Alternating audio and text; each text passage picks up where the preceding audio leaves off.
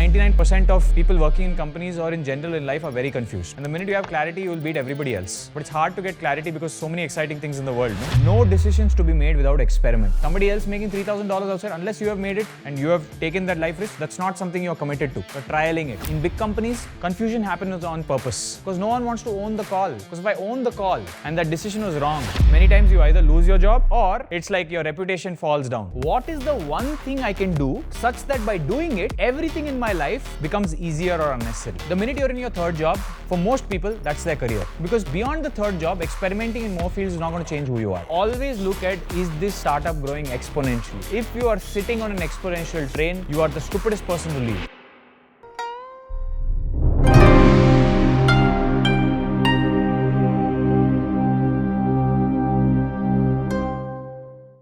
All right.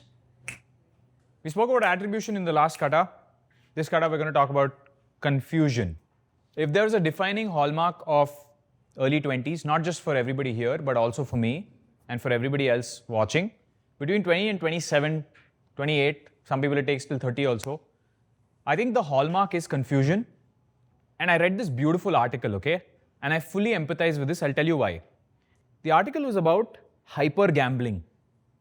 It's like, look, if you're making a certain amount of salary, and that's the standard salary, but at the same time, house prices are completely shooting up. You do the calculation on SIP, investment, whatever you're doing, right? All those investments. I'm not a personal finance guy, but I'm sure there's some mathematics around this. You know that in 30 years, you'll be able to afford a house and you'll be retired. But you're like, 30 years is a very long time. I don't want to be somewhat rich and somewhat successful at 50. I want to be that at 20. So you know what people do for the next 5 years of their life? They do what is called hyper gambling. They take these massive long shot risks, hoping one of them works. And I'll be honest, there's some kinds of hyper gambling that's good, which is go start your own startup and try a very ambitious, like Y Combinator will, or a lot of these VCs will now fund very young people who are swinging big, who are trying to build a very big business. 1 out of 100 times it works. For a VC it works. For an investor it works because they are funding 100 startups. But for you, hyper gambling might not be the ideal thing. Some other people hyper gamble by buying the latest, some penny stock and hoping 100x hoga. But I empathize with them because it's so hard, right? It's like the world is filled with opportunities and every day you're hearing about somebody who invested in something and it went 100x, or somebody else who got this new type of job and suddenly it goes 10x. There's so much FOMO in the world, right? And at 20 to 25, in our Instagram, YouTube, social media world, it is very hard to not have seen hundreds of opportunities at the same time and therefore be confused. And my opinion is that we live in a world whose job is to confuse you, right? It's actually not their job, it's a side effect of what they're doing because everyone's vying for your attention and they're all spending on advertising and content to get your attention. And some of this advertising and content is at odds with each other. So everyone has their own narrative and there are like thousands of this. So there was this one skit I'd seen a long time ago where a guy goes into a room and the room is called Instagram. And inside the room, there's a guy doing bhajan, there's a guy doing, clapping, there's another guy doing, selling soap. There's whatever, it's just really funny, the video. And I think your job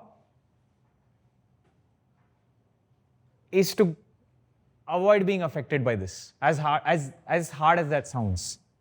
So today I want to talk about something that every 20 to 25-year-old is in the state of, how to avoid it, and how to do better for yourself. Cool? Let's go. Like I said, I think the greatest problem facing youngsters today is confusion. If 5 options are good, this other company is good, that other company is good, either itna or milega, ya freelance mein itna milega, whatever. There's 100,000 things that you can do. You can invest all your money in some token, this, that, whatever. There's 100 things you can do. The difference between confusion and diversification, because some of you get confused between what 5 options are there, I need to get into all, versus diversification, which is if this falls, I need to have another option.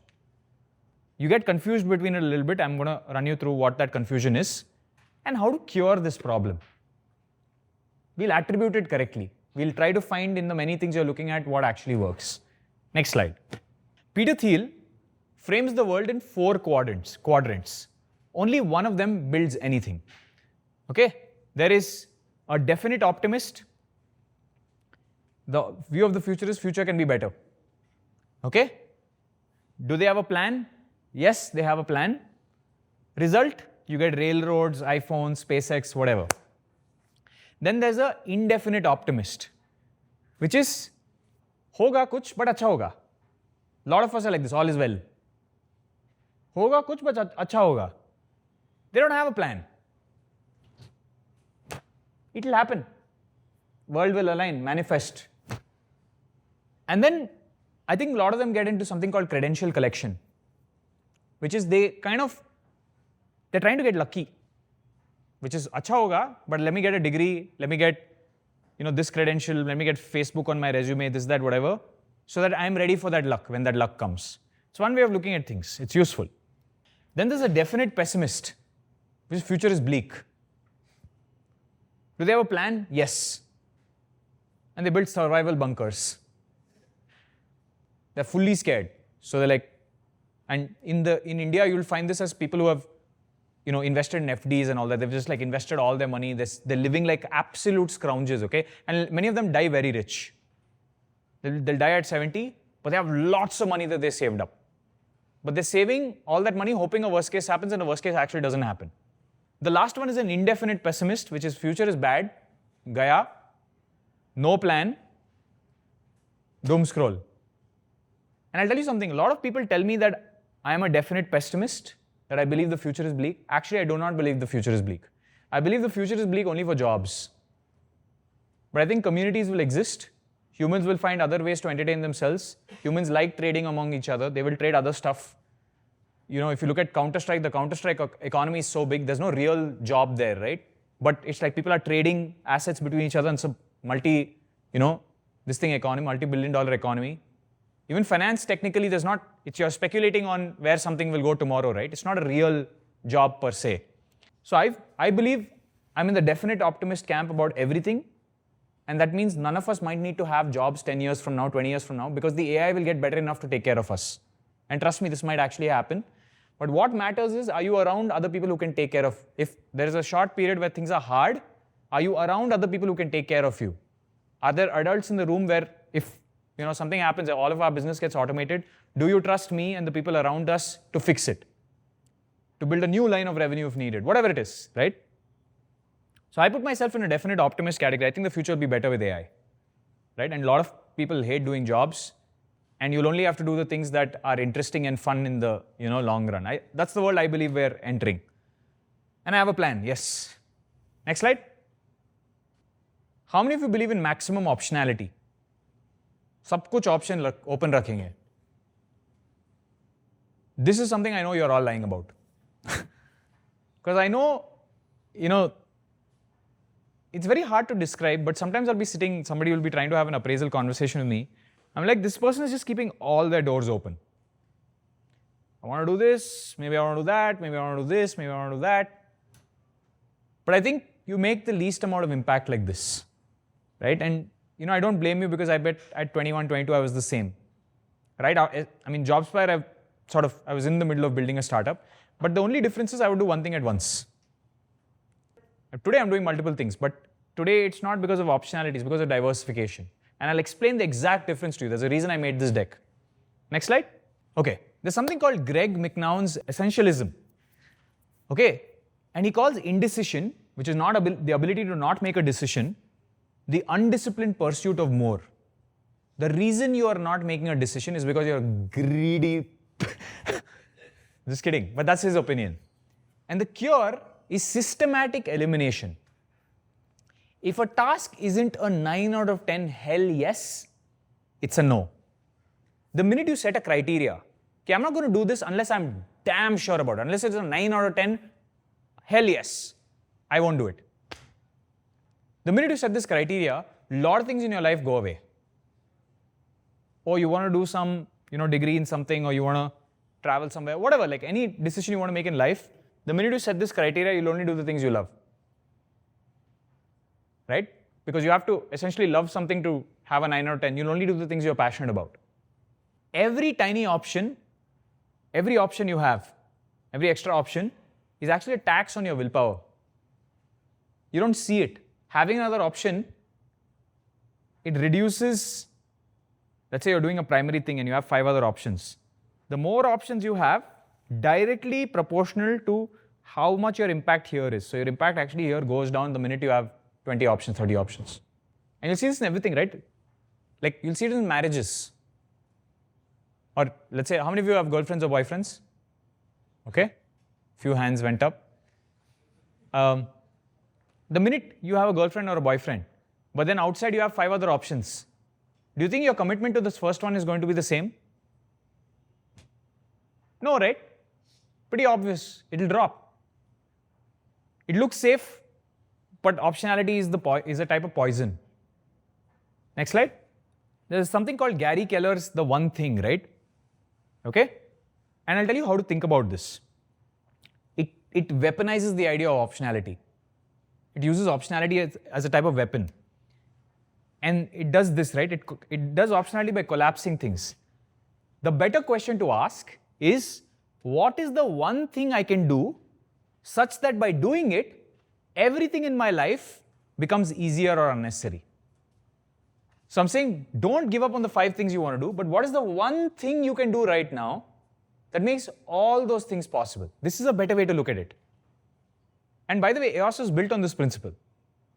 At some point, we're like, hey, we don't have video editors. We're struggling to hire video editors. What is the one thing we can do right now that will make this easier? And so on and so forth. Everything we have built is just something we needed.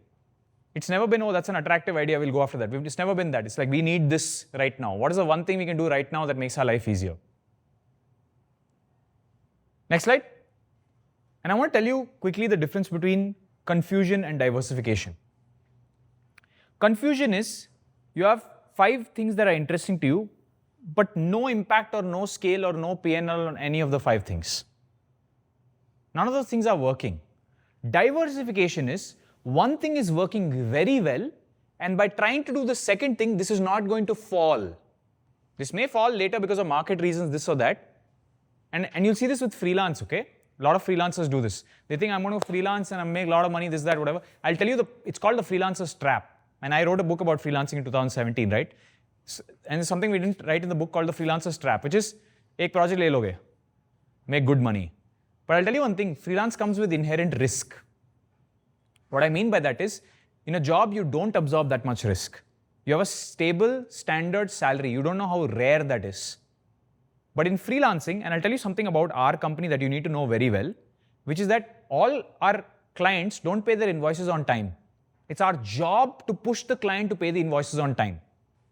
And every month, by the way, the outflow of the company, because we have like 500 plus employees, is spending a huge amount of money. So all those invoices need to come in a specific time. And more importantly, just in case those invoices don't come on time, we need to have reserve. We make sure there's enough money sitting in the bank so that if clients are lazy and late and whatnot, we are still able to pay these salaries. You are buffered from that risk because you don't see it. But the minute you freelance, that risk is on you. So I'll tell you what happens. People say, okay, I picked up this project, okay, $2,000, whatever, $3,000, big money. But finishing that one contract, the client asks you for more and more changes. And when it's time to pay the invoice, the client now delays next month. So 3 months have passed, you've actually not made any money. You're not making any real money. And sometimes the clients run away as well. And that's the problem. The smaller you are as a freelancer, the less of a brand you have, the worse clients you get. The bigger companies like us get really big clients. And like, for example, we work with like some of the biggest clients you can think of. And they pay their invoices on time because their reputation matters. When we work with vendors, because we care about our reputation, we pay our, like if some invoice comes to us, we pay it on time or not too late. Because we want to be good people, right? We don't want to have that bad reputation. But with small freelancers, small clients, everything is bad reputation world.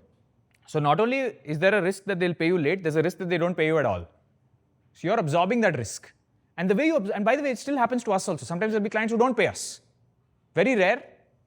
And if you take legal action, it'll take 2-3 years for it to, materialize. But luckily, we're diversified, which means we have 3 other clients, 4 other clients who, if this person hits, we're still okay. If this person falls or doesn't pay, we still have enough. So as a freelancer, you actually need at least 3 or 4 projects to make sure you have a consistent revenue stream, which, because these freelance projects are 3 months, 4 months, requires you to do sales. It requires you to do sales. So you learn that as a freelancer, you become more like an entrepreneur and more like a salesperson then whatever it is. Let's say you're freelancing in graphic design. Okay, you learn over time as a graphic design freelancer business, your job is to constantly keep getting deal flow. So you stop doing graphic design, half the time spending time at events or like meeting people or like building relationships, which is a totally different job than you signed up for. It's not free and easy money. It's a lot of effort and then sometimes not being paid at the end of the day. And when you're doing this full time, you realize, shit, this is just taking too much energy and I can't work and get new clients at the same time. And by the time I'm finishing the project, the guy has shut down the project. So I need to look for another client. So there'll be periods where you don't get paid because you've been so engrossed in finishing the work that you don't have a new client available. So you realize I have to get another person to actually do the actual work. Let me do the sales. And you'll do that. But when you're a small team, that person will be like, you're paying me a salary. मैं जाके करता हूँ freelance. And the cycle repeats, which is why all freelancers, believe it or not, either they end up building large businesses where they have hundreds of people doing this, or they end up with just one client struggling and sometimes zero clients. Okay? So, what is confusion versus what is diversification? Diversification is there a way you can make additional revenue without losing your core job and quitting your job and doing this, without taking an all-in risk? That is diversification. And I'll tell you some good ways to diversify. Invest your money. If you take your salary from here and invest some portion in some good blue chip stocks, that is diversification. Why? Are you losing the first thing because of this thing? No, right? And that's the question to ask. By doing the second thing, am I losing the first thing? And there are plenty of opportunities in the world where without losing the first thing, you can do the second thing. And that's the EOS way, right? Like we don't drop the ball on some old project that we did just because we're doing a new project. But like only once this is stable, we take up new things. We have bandwidth to do more things. Okay? Next slide. Anyway, there's a book called The Unaccountability Machine. And he says this thing about large organizations, right? Over time, decisions get handed off to process. No one has to own a call and entropy wins. Some big companies, sometimes they randomly take process. Over time, you'll realize why an agency matters. Why do companies outsource to agencies? Why can't they do things in-house? Have you ever thought about this? The best founders I know, young founders who I've been friends with for 4-5 years, have now come to the realization. Because in a big company, there's just so many things going on that you want someone's focus on something, it's better to go external. Because that external person cares a lot, right? Because they know if they don't deliver in 3 months, you're going to shut down their project. Whereas in a company, it's like you expect, salaried employee, I'm going to be here forever. Confusion is not accidental, and in many companies, is baked in to avoid blame. In big companies, believe it or not, confusion happens on purpose. You might think, what are you saying, Varun? You're saying companies intentionally confuse people? Yes, because no one wants to own the call. Because if I own the call, and I say, yes, I'm making the decision to do this, and that decision was wrong, many times you either lose your job or it's like your reputation falls down. So there are big companies, believe it or not, where we call them frogs. So some executives in big companies where they just don't make a decision. They're too slow. And they're like, to make this decision, I need all 15 people in my team to agree. The best companies, one person will be like, I'm going to spearhead this project. I'm going to do this. The initiative takers. That's why founder-driven companies do better, because founders know they can't blame anyone else. Ultimately, if we make a bad decision, it's the founder's fault. Founders understand this. Next slide. Companies run on high clarity, low confusion superstars. So the minute you have confusion in you, which is मुझे 5 ये करना है, without establishing one thing, I'm thinking about freelance, I'm doing this, company trusts you less. Not just here, any company. Company is less likely to give you more impactful roles. And I'll tell you one thing, EOS is not the only company that does this. A lot of companies do. Like take the example of Divin, right? Divin went all in on doing a very specific Unreal Cinematics role. And then he just did such a good job at it, he got whatever he asked for. Because we're like, we can count on you now. Whereas a lot of other people will be like, first you give me that, then I'll drop everything else. World doesn't work like that. World works the other way around. Unless you're in a position, you have the leverage. If you have the leverage, then you can say, hey, listen bro, give me all these things, then I will drop everything else. If you have leverage, if you have some superstar, you have good brand, etc., whatever it is. But usually it's you have to prove it first, you have to go all in first, and then you'll get what you want. And EOS is no different to this. Actually, EOS, every company does this. Okay?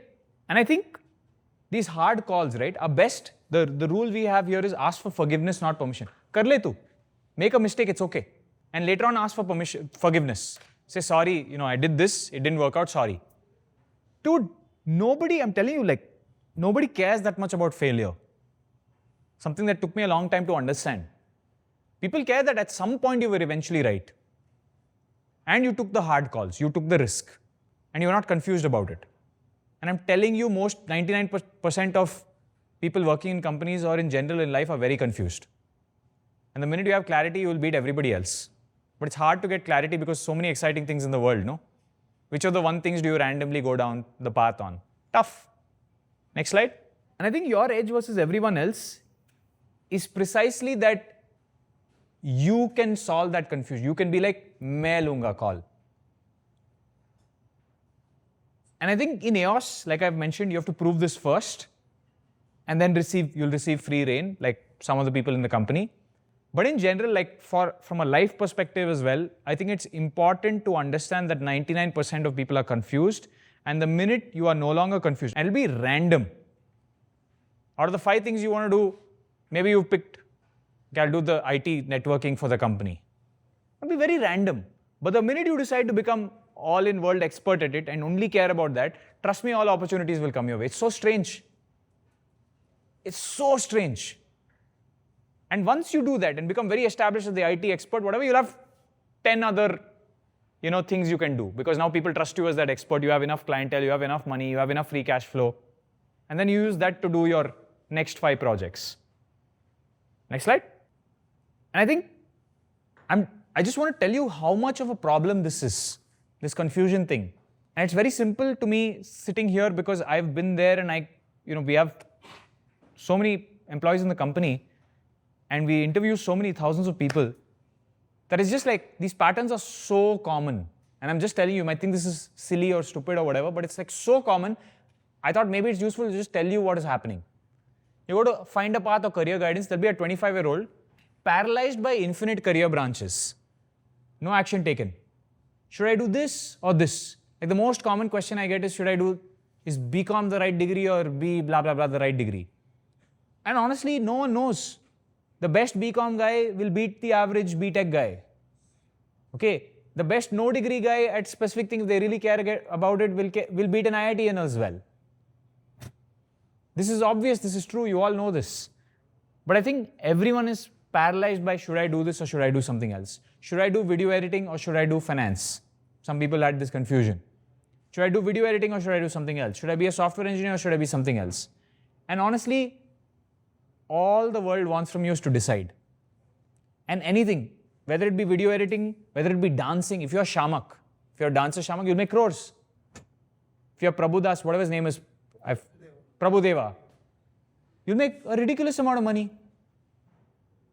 Right? If you're a good dancer. So whatever it is, you might think, oh, dance kar raha hai. Of course, the average dancer will make 0. But whatever it is, if you decide and you're sure and you're going down that path, you'll do very well.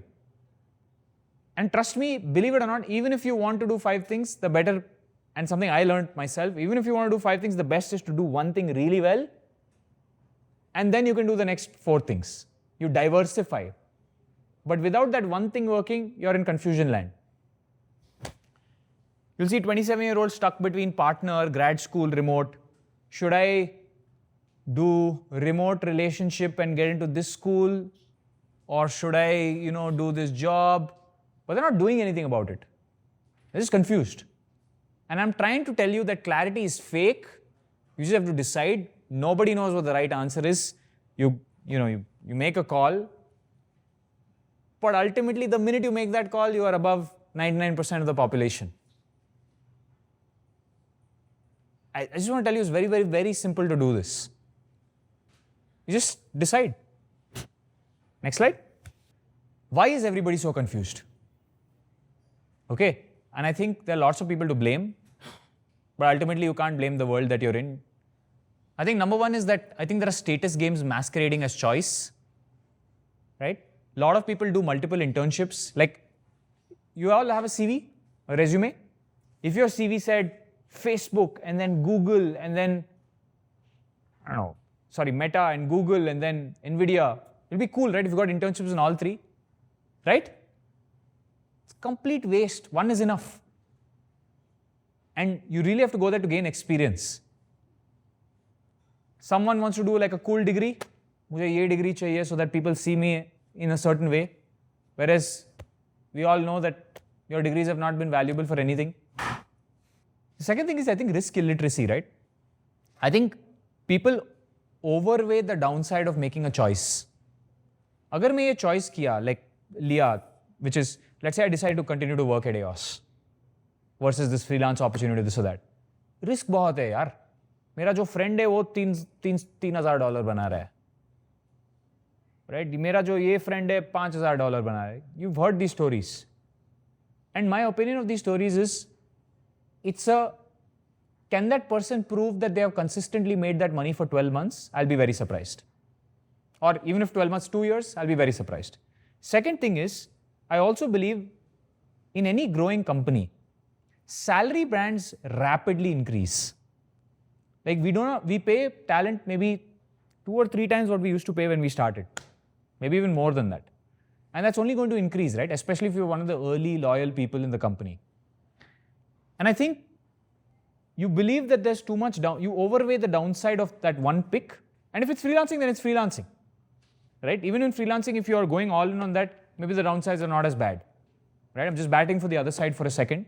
Maybe that's the right option for you, but you got to decide. And I think you underweigh compounding upside. All success is compounding, not just financial, putting money in stock market and compounding, but also the relationships that you have, the skills that you learn, the team that you're working with, it all compounds. Suddenly you wake up and you're like, wait, I have I'm in this position of power and I have 20 new deals. Whereas earlier I would get 1 new deal. Compounding is crazy, dude. And compounding is all about brand. And brand can happen internally as well. Internally, you're known for this. Okay, fine. You get all these opportunities. Next thing is, of course, infinite scroll brain, which is TikTok. I think Instagram, TikTok brain, which is that the minute you start scrolling, of course, there are 1,000 options. Right? And it's like, sometimes I know this is rubbish because someone will come speak to me and be like, I really want to be this. And it's a job role, there's no relationship between you and the job role. The person like, no, I really want to do this. I'm like, you've never tried it before. No, I really want to do this. It's all like, where is this information coming from? Like, have you ever thought about doing a job that you've never heard of? No, right? You'll always see something on Instagram and be like, I want to do that. I want to be a wildlife photographer. Right? It's just random stuff. And I think you're doing it because you want to be different from everybody else. But I'll tell you, the secret to being different from everybody else is to just commit to one thing. That's it. And I think last one is blind leading the blind. Please don't take advice from Reddit. I've never met a successful people who's currently using. 10 years ago, all the successful people used to use Reddit. My Reddit account has like crazy karma from 10 years ago, right? But I don't use it anymore because now it's mostly become people who are complaining. You're getting advice from like people who have lost, which is not, you don't want their confusion coming on you. Next slide. Let's do an anti-confusion playbook. I want you all to have clarity. And if that clarity is something else, that's also okay.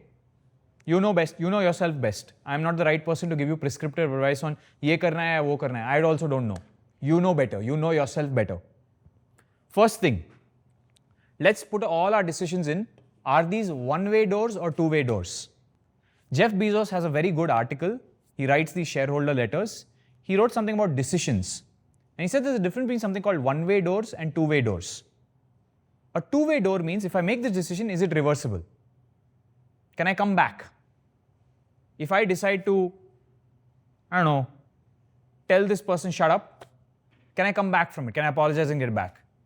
The other things, there are two-way doors, there are one-way doors. If I make the decision, it's an irreversible decision.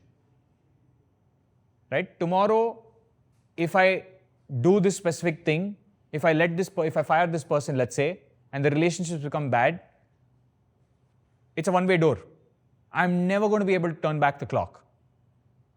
and do this again. Like aging is a one-way decision, right? If you can reverse it later, decide in minutes. If you feel something is a two-way door, okay, I can undo this quickly, decide within 5 minutes. If it's a one-way door, take weeks, take months. One-way doors are very hard. And that's why one of the things that we've been very careful about and something that we've been thinking about is if someone leaves us, we want to make sure it's a one-way door. It's okay to leave us, that's fair. But it needs to be a well thought out decision. Right? If you can just go out, go to another company, come back, freelance for 2 months, come back. I mean, you're losing so much context of business here, right? You're losing so much of that context. We are losing good talent. And it starts becoming a habit, like it starts becoming a behavior for everybody. So we've been thinking about changing the two-way door to a one-way door. Because right now people make that decision sometime in minutes. Right? And then they regret it 2 months or 3 months later. The next one is personal OKRs, but just one. Which is one objective and 3 key results. If you're making a decision, if you're, let's say, deciding to go freelance, what is the one objective you have? Number kya hai to get to? And what are the 3 key results? Right? The next thing is time-boxed curiosity sprints. I understand that we live in a world where you can't know everything about an industry, right? You don't know if the grass is greener on the other side. You don't know if that other industry is better, or you don't know if that other field is better. You don't know if freelancing is better. You don't know if you don't know. Nobody knows. But unfortunately, these are one-way doors. You have to stop doing this and go do that your entire time, right? So, I think the best way to do this is to give yourself 60 days to explore a field. Play around with the field, side it. Because see, every field is exciting when you do it for the first 2 weeks. Right? When you've done it for years, you see all the hard parts. Right? Spend 60 days to explore a field, then commit or reject. The next thing is default to build, ship, and feedback loop. If you're working code, if you're a software engineer, or if you have working video, if you're doing freelancing, if you have a working client, if you have a product, it clarifies faster than any whiteboard. Whiteboard pe na, we get stuck on analysis paralysis. Ki ye karna hai, nahi to ye karna hai. No decisions to be made without experiment. Somebody else making $3,000 outside, unless you have made it and you have taken that life risk, that's not something you're committed to. You're trialing it. Last is marriage and career rule of 3. Date 3 serious partners or ship 3 serious projects. Then decide. More sampling rarely improves clarity and increases opportunity cost. How many of you, this is your 3rd job? Okay? The minute you're in your 3rd job, for most people, that's their career. Because beyond the 3rd job, experimenting in more fields is not going to change who you are.